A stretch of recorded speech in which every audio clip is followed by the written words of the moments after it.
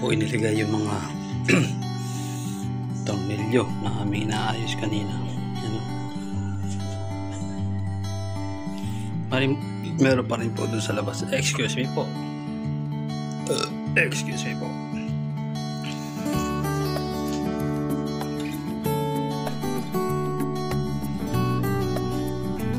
Dami po niya, no?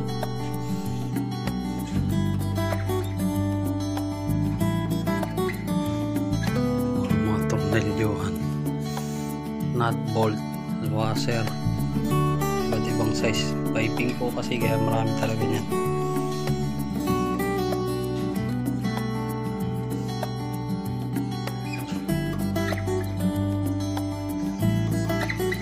Ayun pa po sa labas, napakarami.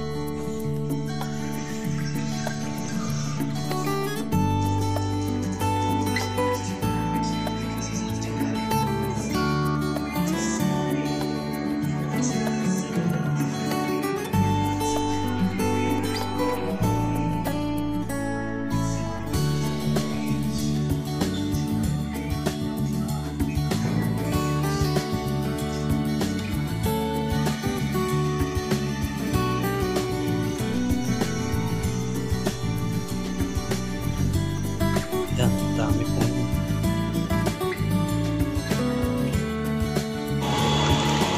Baka gusto niyo pong bumili ng tornilyo. Yan ang trabaho namin, nagpipili ng tornilyo.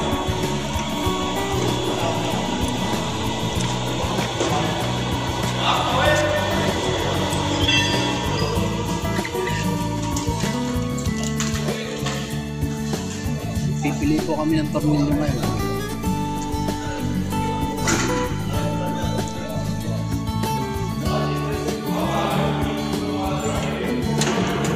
Ng tornilyong ito, talagang maghapon ka dito. Bawat project may excess na tornilyo sila, kaya kadalasan bumibili po ng bago kasi yung luma hindi na nagagamit.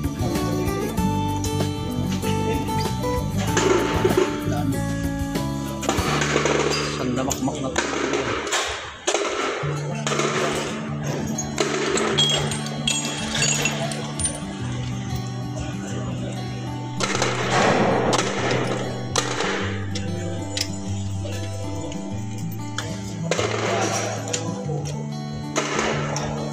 ano kaya Carlo? Bah, ayaw magpakita ni Kuya Carlo ah.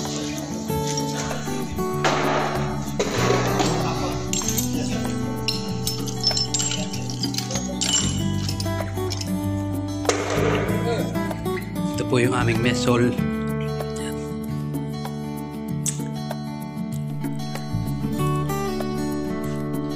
Mesol po dito yan sa fabrication. May rep po pagka gusto nyo maglagay ng pagkain, available po yan. Mga locker, yan, microwave, lutuan. Ito, meron pa rin po sa kabila. Excuse me po, mesol po. Rep din po yan, pwede kayo maglagay ng inyong pagkain yan. Ito, rep din po to. Yan, wala nang laman, no? Yan,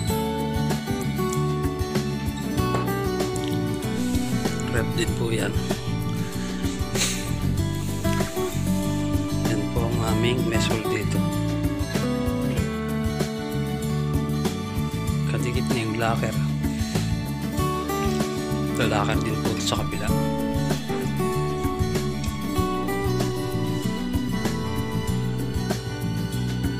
Tapos dun po sa kabila, CR na po yan, tsaka laundry. Kasi po meron ditong nakatirang mga Pilipino na kasama namin sa trabaho.